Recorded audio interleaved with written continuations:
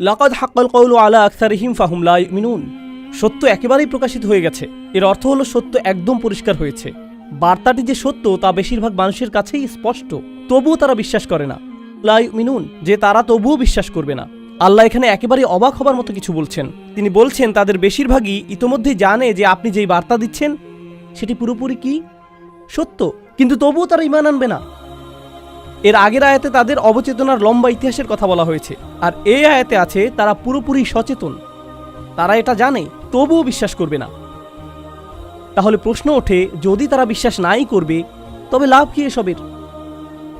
কেন বলা হচ্ছে যাও তাদেরকে সতর্ক করো আর তারা বিশ্বাস করবে না? আচ্ছা, একদম উপর থেকে শুরু করি। সত্য তাদের কাছে একেবারে স্পষ্ট কিভাবে হলো? এক অনস্বীকার্য সংমিশ্রণের কারণে। আল্লাহর নিখুঁত কালাম ও নবীজির নিখুঁত চরিত্র সাল্লাল্লাহু আলাইহি সাল্লাম, এভাবেই হেদায়েত ঘটে। ঠিক বার্তা আর বার্তাবাহক, সর্বশ্রেষ্ঠ বার্তাবাহক আর সর্বশ্রেষ্ঠ বার্তা একত্রে মিলিত হয়েছে। তাই এমনকি কাফিরও, অস্বীকারীও ভিতর ভেতর জানে যে কোনোভাবেই তার প্রত্যুত্তর তারা দিতে পারবে না। আমি কখনোই জানতে পারতাম না, আপনিও জানতে পারতেন না, এমনকি নবীজিও জানতে পারতেন না সাল্লাল্লাহু আলাইহি সাল্লাম। আল্লাহ ওদের অন্তরের ভেতরে ভালোভাবে নজর দিয়ে খুব সূক্ষ্মভাবে সেটার বিশ্লেষণ করলেন, এরপর আয়াত নাজিল করলেন। সত্য একেবারেই স্পষ্ট হয়ে গেছে, আর বেশিরভাগের বেলাতে এটাই হলো অবস্থা। তারা ভালো করেই জানে, তবুও কোনোভাবেই বিশ্বাস করবে না। এখন দেখার বিষয় হলো, নবী সাল্লাল্লাহু আলাইহি সাল্লামের বৈধতার জন্য কোরআন কি যথেষ্ট না? আল্লাহ কি শুরুতেই তার বৈধতা দেননি? তিনি বলেন, এটা শুধু তোমার বৈধতার জন্য যথেষ্ট না, বরং তাদের বৈধতার জন্য। চিন্তা করো না, তোমাকে কিছুই ভাবতে হবে না। নাকি তারা বোঝেনি? তারা ঠিকই বুঝেছে। আমি বলছি তারা বুঝেছে ঠিকই, কিন্তু শুধু তোমাকে তা দেখতে দিচ্ছে না। এখন প্রশ্ন হলো, এর ভিন্ন আরেকটি সুন্দর বিষয় এবং সেটার ভয়ঙ্কর দিকও। আল্লাহ বলছেন তারা বিশ্বাস করবে না। ফাহুম লা ইউমিনুন, এখানে ইউমিনুন হলো ক্রিয়াপদ। ক্রিয়াপদ ব্যবহৃত হলে সেটাকে অস্থায়ী বোঝানো হয়, অর্থাৎ এখন তারা বিশ্বাস করবে না, তবে শেষ পর্যন্ত কিছু একটা হলেও হতে পারে, তারা বিশ্বাস করতেও পারে। এখন ওটা কি? এটা আসলে কোরআনের একটা ইঙ্গিত। কোরআনের অনেকগুলো স্থানে এই মূলনীতি উল্লেখ করা হয়েছে। মনোযোগ দিয়ে শুনুন। একগুঁয়ে কাফেররা যখন সত্য জেনেও সেটাকে প্রত্যাখ্যান করে, একটা সময় আসবে যখন সে বিশ্বাস করবে অবশেষে। জানেন সেটা কখন? যখন শাস্তি দেখবে। যখন তারা শাস্তি দেখবে তখন বলবে ইন্না মুমিনুন। সূরা দুখানে আল্লাহ যেমন বলেন, রব্বানা কশিফ আন্নাল আযাব ইন্না মুমিনুন, ইয়া রব আমাদের শাস্তি দূর করে দিন, আমরা বিশ্বাস করতে প্রস্তুত, বিশ্বাস করছি আমরা এখন। আবসারনা ওয়া সামি'না ফারজি'না না'মাল সালিহান, এখন আমরা দেখতে পাচ্ছি, শুনতে প্রস্তুত আমরা দেখছি, এখন শুনতে আমরা প্রস্তুত। আল্লাহ এখানে বলছেন তারা আপাতত বিশ্বাস করছে না, যেন ইঙ্গিত দিচ্ছেন যে তারা অবশেষে যখন শাস্তি দেখবে তখন কি হবে? বিশ্বাস করবে। কিন্তু অন্য স্থানে আল্লাহ বলছেন আন্না লাহুমুয যিকরা, এখন আর কি লাভ? আমি গায়বের প্রতি বিশ্বাস আনতে বলেছিলাম তোমাদের, দৃশ্যমান কিছুর উপর বিশ্বাস আনতে বলিনি। একটা পশুও তো সেটা পারে। একটা বিড়ালও তো আগুন দেখে এমন করে মিয়াও, এটা তো কোনো অর্জনই নয়, এজন্য এটাকে বিশ্বাস করাও বলে না। তো এখন তিনি বলছেন যে তারা বিশ্বাস করবে না, কিন্তু এর পরের আয়াতে সবচাইতে গুরুত্বপূর্ণ অংশটি এতক্ষণ চেপে রাখছিলাম। আপনাদের খুব কঠিন এক প্রশ্ন করেছিলাম, তারা যদি বিশ্বাস নাই করবে তবে দাওয়াতের কি লাভ? অসম্ভব এই কাজ কেন আমাদের করতে বলছেন? এই আয়াতে একটা শব্দ আছে, এই প্রশ্ন সেই একটি আয়াতই দিয়ে দিচ্ছে। লাকাদ হাক্কাল কওলু আলা আকসারিহিম, তাদের অধিকাংশের কাছেই সত্যটা একেবারে পরিষ্কার হয়ে গেছে, তারপরও তারা বিশ্বাস করবে না। তাদের অধিকাংশই যদি বিশ্বাস না করে তাহলে কে করবে? তাদের অল্প সংখ্যক করবে, ঠিক। তাদের মধ্যে ছোট্ট এক সংখ্যালঘু অংশ বিশ্বাস করবে, ঠিক। আর নবীজিকে তাই বলা হচ্ছে সাল্লাল্লাহু আলাইহি সাল্লাম, আপনার সবাইকে সতর্ক করতে হবে, কারণ আপনি জানেন না কে কে বিশ্বাস করতে পারে। আমি আপনাকে জানিয়ে দিচ্ছি, যদিও যে বেশিরভাগই করবে না, এটাকে কঠিন সরল পথ তো আর অকারণে বলা হয় না। তাই আপনি অল্প কয়েকজনকে পাবেন, এটা জেনেই কাজ করুন। তারা কারা সেটাও আমি আপনাকে জানাবো না। আপনি যদি অন্তত বলে দেন যে তারা কারা, তাহলে আমার কাজটা একটু সহজ হতো, আমি তাদের কাছেই যেতাম, বাকি সবার পেছনে সময় নষ্ট করতাম না। না, বলবো না আপনাকে, শুধু বেশিরভাগই ঈমান আনবে না। তো এজন্যই আসলেই তারা বিশ্বাস করবেই না। মানে এত একগুঁয়ে জেদি কেন তারা? ইন্না জাআলনা ফি আনাকিহিম আগলালান, কোনো সন্দেহ নেই আমি তাদের বেরি পরিয়েছি, লোহার বেরি তাদের গলাতে, লোহার তৈরি মোটা বেরি, দেখতে এরকম ব্রেসলেটের মতো, এর সাথে শিকল লাগানো। কখন কাউকে এরকম পরানো হয়? না, আরো বেশি বড় শাস্তি চিন্তা করুন, জেলখানা, কারাগারে। এসব মানুষদের পাশাপাশি শিকল দিয়ে বেঁধে রাখা, একের পর এক, একের পর এক, একের পর এক, প্রত্যেকের গলায় বেরি। ফাহিয়া ইলাল আযকান, এই বেরি চিবুক পর্যন্ত, মানে এটা এভাবে থাকে একদম চিবুক পর্যন্ত, এভাবে হাঁটতে হয় তখন। ফাহুম মুকমাহুন, তাদের গলা এভাবে উঁচু হয়ে আছে। এভাবেই এটা সেই জেলখানার চিত্র। আমি চাই আপনারা মনে রাখুন, এটা কিসের চিত্র? জেলখানার। তো এখানে সেটার সাথে কি সম্পর্ক? আল্লাহ কিন্তু আপনাকে বলছেন না যে আপনি যদি এখন কুরাইশদের কাছে যান, যদি আবু জাহেলের কাছে যান, এখনই তাকে এরকম বেরি পরা অবস্থায় দেখবেন না। না না না, এই বেরি কি দৃশ্যমান নাকি অদৃশ্য? এটা অদৃশ্য এক বেরি। কিন্তু জানেন কি, আমি চাই এই জেলখানার চিত্রটা আগে বুঝে নিন। এই লোকগুলোকে শেকল পরানো, তার মানে এরা বন্দী। আর ওরা জেলে থাকা মানে বাহিরের পৃথিবীর সাথে একেবারে বিচ্ছিন্ন, ঠিক? কারণ আপনি জেলে বন্দী থাকা মানে বাহিরে কি হচ্ছে কিছুই জানেন না, অর্থাৎ আপনি অসচেতন, জ্ঞানহীন, গাফেল। এই শব্দ কি এর আগে এসেছে? গফিলুন। আপনি গাফেল কেন? কারণ আপনি জেলে। আর আপনার গলায় এমন বেরি থাকলে আপনি আশেপাশে দেখতে পারবেন না, মানে আপনি জানতেই পারবেন না আপনার পাশেই কি হচ্ছে, মানে আপনি আরও বেশি অজ্ঞ, গাফেল হয়ে গেলেন। আর তারপর আপনাকে সেখানে থাকতে হবে। কাউকে জেলে পুরে দিলে আপনি তাকে জিজ্ঞেস করতে পারেন, কেন তার এমন হলো? কেন তুমি জেলে গেলে? জেলে যেতে হলে আপনাকে অপরাধের অভিযোগে অভিযুক্ত হতে হবে, ঠিক? কিন্তু পূর্বের আয়াতেই তার বিরুদ্ধে অপরাধের অভিযোগ এসেছে। সত্য তাদের সামনে প্রকাশ হয়েছেই, বাণী তার সামনে সম্পূর্ণ স্পষ্ট হয়েছে, তবুও তারা বিশ্বাস করেনি। এটাই অপরাধ। আর অপরাধ এমনটা হলে তাদের জেলেই যাওয়া উচিত। কিন্তু এরপরেও শুধু জেলে গেলেই হবে না, আপনার শাস্তি অপরাধের সমানুপাতেও হতে হবে। এই কথা আগে শুনেছেন? অপরাধের উপযুক্ত শাস্তি হতে হবে। আমরা এখন পর্যন্ত শাস্তি সম্পর্কে কি জেনেছি? যে তাকে বেরি পরানো হবে। কোথায়? তার গলায়। আল্লাহ কি বলছেন? যে সে নিজে অন্তরে সত্য জানে। তিনি এই ইঙ্গিত দিয়েছেন যে সে ইতিমধ্যেই জানে কি সত্যটা। অতএব সে সত্য জানে, কিন্তু মুখ দিয়ে সেটা প্রকাশ করছে না, অহংকারের কারণে। তার গলায় সত্যটা আটকে আছে, মুখ পর্যন্ত আসতেই পারছে না, গলায় ধরে রেখেছে সে। এজন্যই তাদেরকে বলা হয় কাফির। কাফির অর্থ যে সত্যকে লুকিয়ে ফেলে। কাফির বলতে কৃষককেও বোঝানো হয়, কারণ সে বীজ মাটিতে পুঁতে ফেলে। তাই তারা যে নিজেদের গলার ভেতরে সেটা আটকে রাখে, এজন্য তাদের গলাও আটকা পড়েছে। অপরাধটা এখানেই। তারা চাইলেই বলতে পারে, কিন্তু অহংকার তা দিচ্ছে না। কিন্তু দেখুন, আরেকটি জিনিস আপনাদের জিজ্ঞেস করতে চাই, তা হলো যখন আপনি এভাবে মাথা উঁচু করে রাখেন অথচ আপনার গলায় বেরি নেই, তখন সেটা কি? সেটা অহংকার। একজন কয়েদির এভাবে গলা উঁচু করে রাখার চিত্রটি বেশ অপমানজনক। আল্লাহ সেই মাথা উঁচু করা কয়েদির সাথে অহংকারী লোকের তুলনা করেছেন, যে অহংকার আর জেদের কারণে তার বাণী শুনতে অস্বীকার করে। তিনি বলছেন যে সে অহংকার করছে। আল্লাহ সেটাকে কয়েদখানা বলছেন। সে বন্দী, সে বন্দী। সে নিজেও জানে না যে সে নিজের অহংকারেই বন্দী। এই আয়াতের কি অসাধারণ চিত্রায়ন! এই আয়াত নিয়ে শেষ কথা, আপনার গলায় যখন এরকম বেরি পরানো থাকবে, তখন কি নিজেকে দেখতে পারবেন? জেলের বাইরে বা আপনার আশেপাশে বা কি হচ্ছে ভুলে যান, আপনি কি অন্তত নিজেকে ঠিকভাবে দেখতে পারবেন? ফাআনসাহুম আনফুসাহুম উলাইকা হুমুল ফাসিকুন। তিনি তাদের নিজেদেরই ভুলিয়ে দিলেন, তারা এমনকি নিজেদেরও দেখতে পারছে না। ইদা আখরাজা ইয়াদাহু লাম ইয়াকাদ ইয়ারাহু। কুরআন বলছে, সে যদি অন্তত নিজের হাত দেখতে পারত। তাদের অবস্থা এতই খারাপ, তারা এতই হঠকারী, কিন্তু তাদের এই একগুঁয়েমি আল্লাহ চান না। আমি যখন এটা পড়ি তখন ভাবি, আচ্ছা, আল্লাহ হয়তো এখন অন্য বিষয়ে যাবেন, কারণ যথেষ্ট শাস্তি তো হয়েছেই।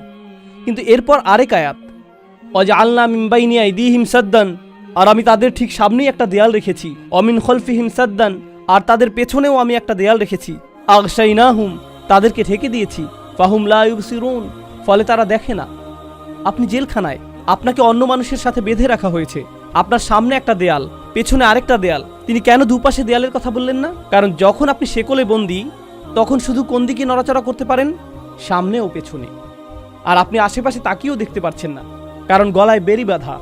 তাই শুধু সামনে আর পেছনেই যেন দেখতে পান, এটুকুই। তো তারা এই দিকেই এগিয়ে আসছে। তাহলে আল্লাহ কি বলছেন?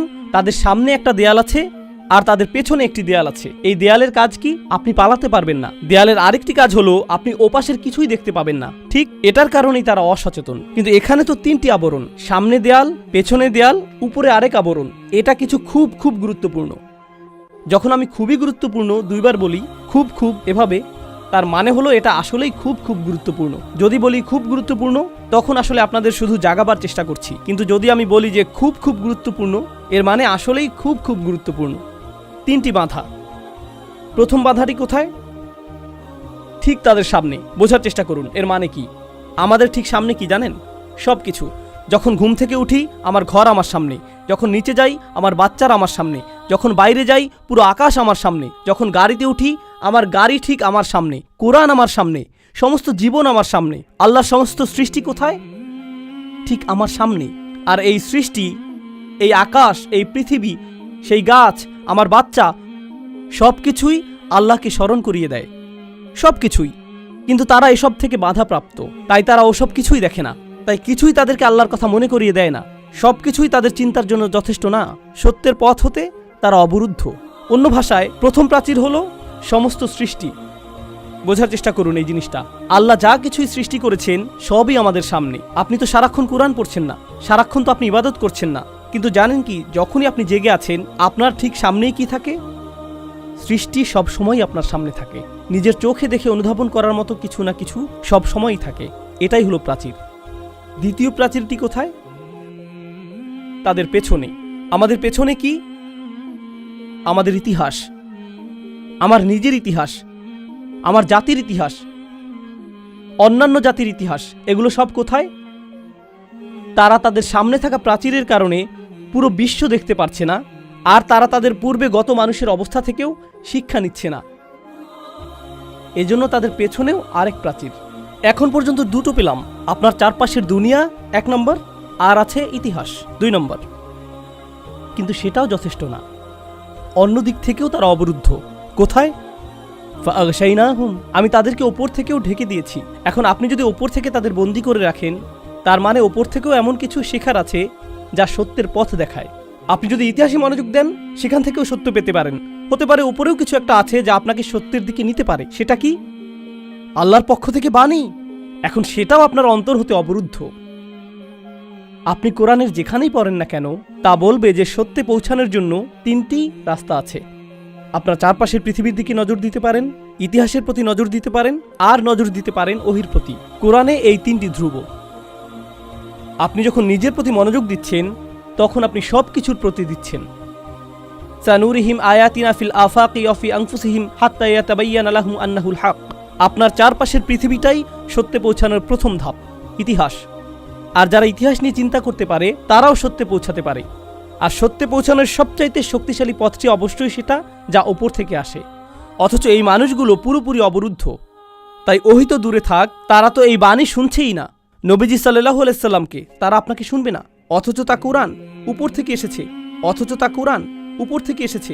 এটা বলতে বলার আগে দেখুন, সেটা তো তাদের প্রথম অপরাধী না। তারা তো তাদের আশেপাশের পৃথিবীটাতেই মনোযোগ দেয় না, তারা ধ্বংসাবশেষ নিয়েও চিন্তিত না। তারা তো অতীত জাতির ধ্বংসাবশেষের পাশ দিয়ে গিয়েছে, আরবরা যেত এভাবে, অথচ তারা দুইবার ভাবতো না এখানে কি হয়েছে, এখানে কি হয়েছে। ফাহুম লা ইউবসিরুন, তাদের এই অবস্থা কেন হলো তারা এমনটা কখনোই ভাবেনি। কি এক চিত্রায়ন, কি অসাধারণ চিত্রায়ন।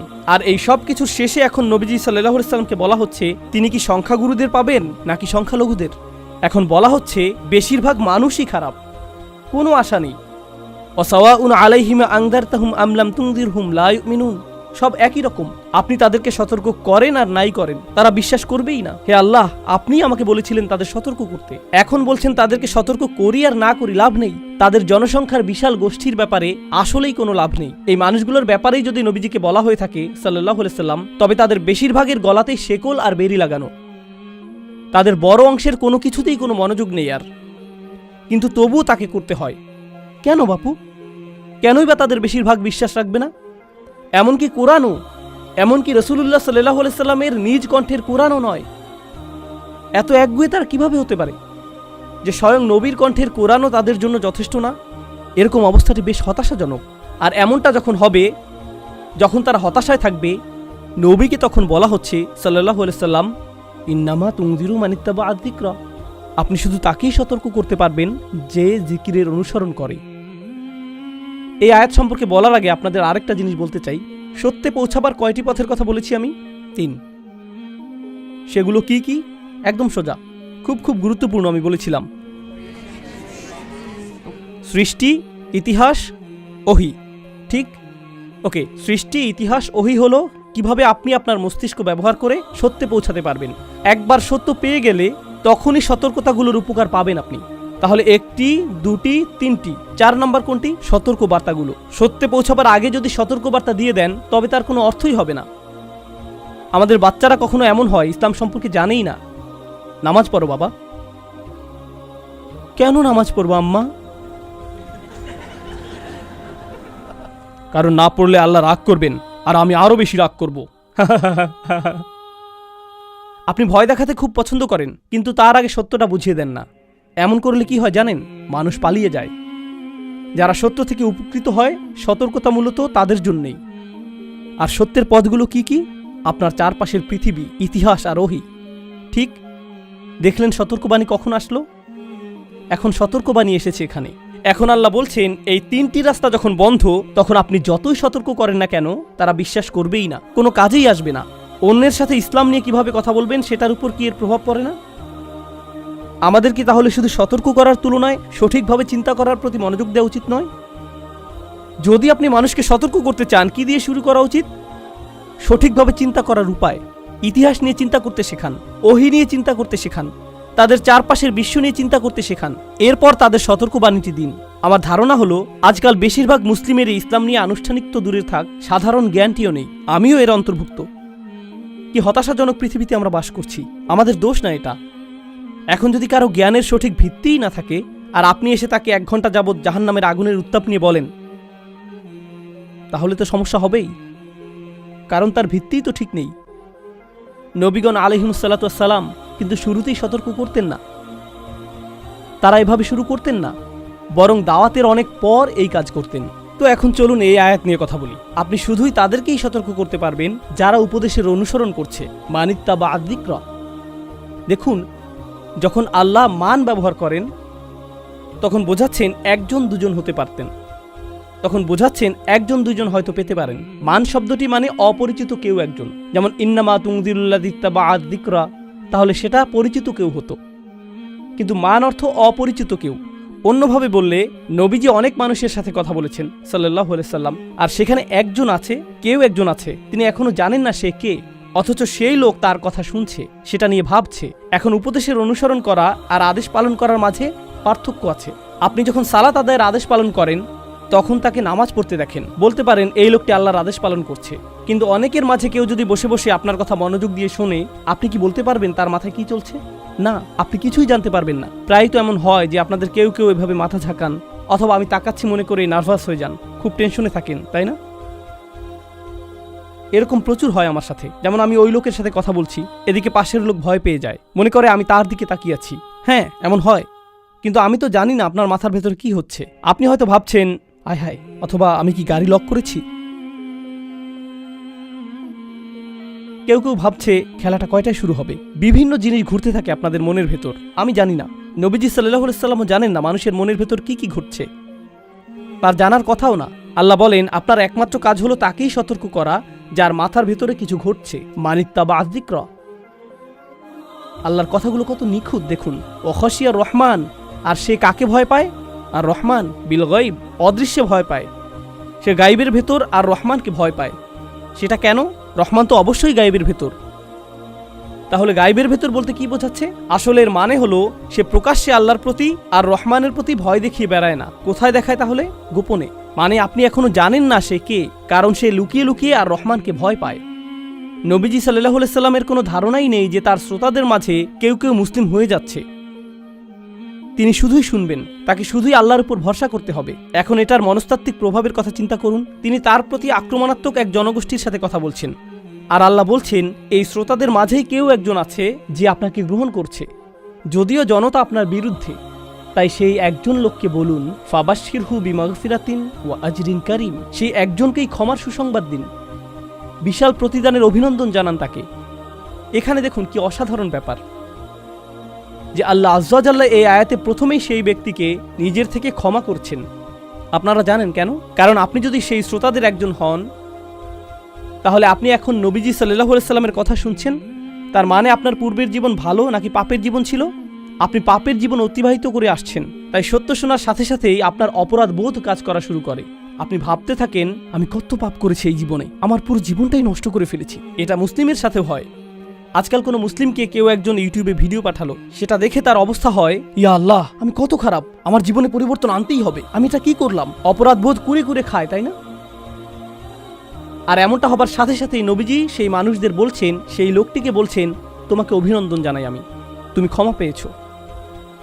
এই লোকের তো সবচেয়ে আগে এটাই দরকার।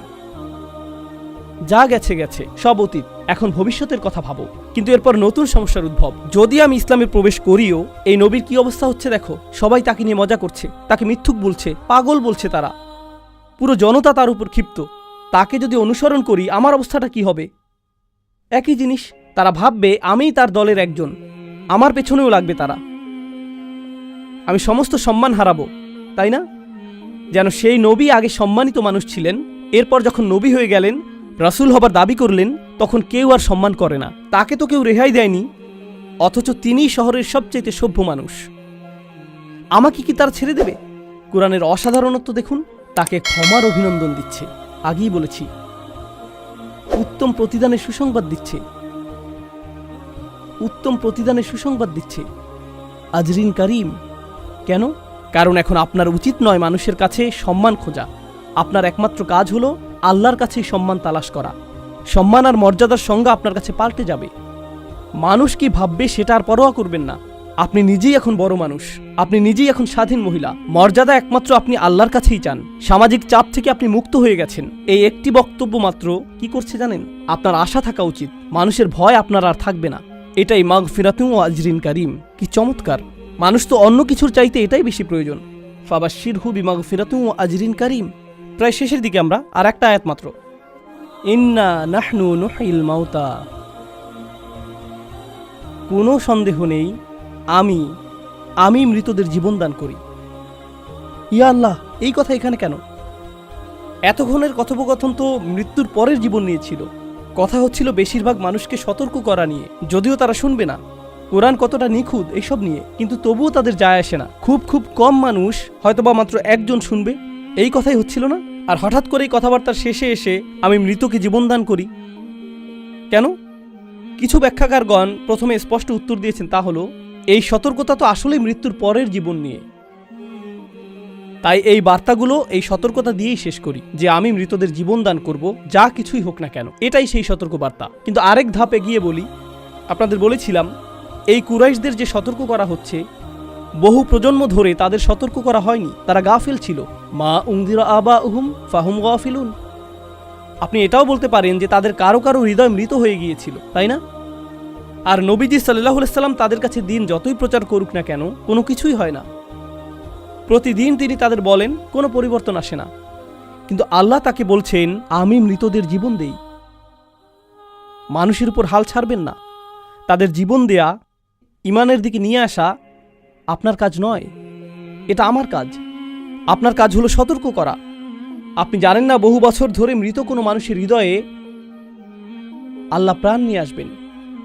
তুমি জানো না কখন ওমর ফিরবে, জানো না কখন হামজা ঈমান আনবে, তুমি জানো না কখন আবু সুফিয়ান মুসলিম হবে। তাড়াতাড়ি হবে না এসব। তুমি জানো না কখন খালিদ ইবনে ওয়ালিদ ফিরবে।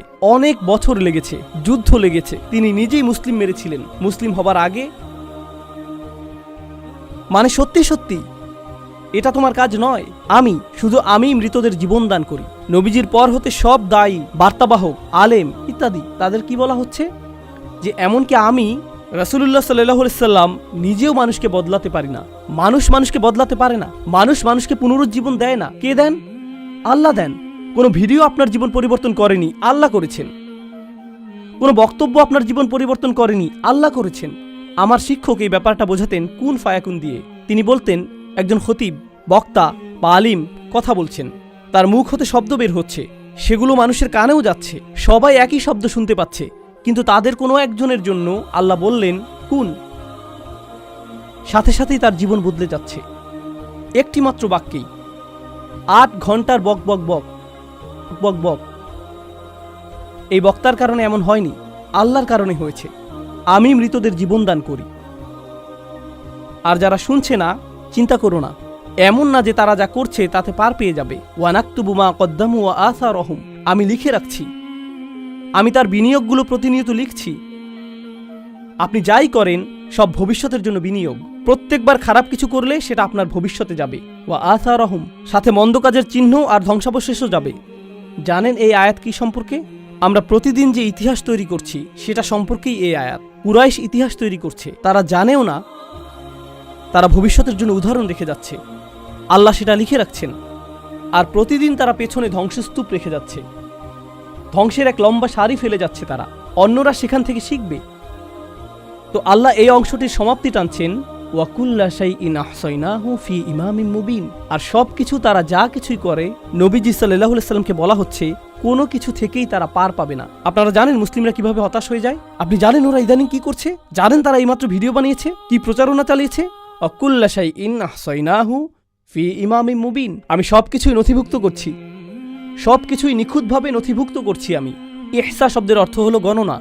প্রাচীন লোকজন যেভাবে গণনা করত, তাদের কাছে বোতল থাকতো, যেন এভাবে গণনা ভুল না হয়ে যায়, কারণ এভাবে গুনলে ভুল হয়ে যেতে পারে। প্রত্যেক গণনায় যদি পাথর ফেলেন তাহলে গণনা সঠিক হবে।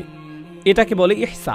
আল্লাহ বলছেন আমি পুরোপুরি খোলা একটি বইতে সবকিছু নিখুঁতভাবে লিখে রাখছি, তাদের সামনে সেটা খুলে ধরা হবে। ইমামিম মুবিন, ইমাম শব্দটি আসে আমাম থেকে, এর মানে সম্মুখে।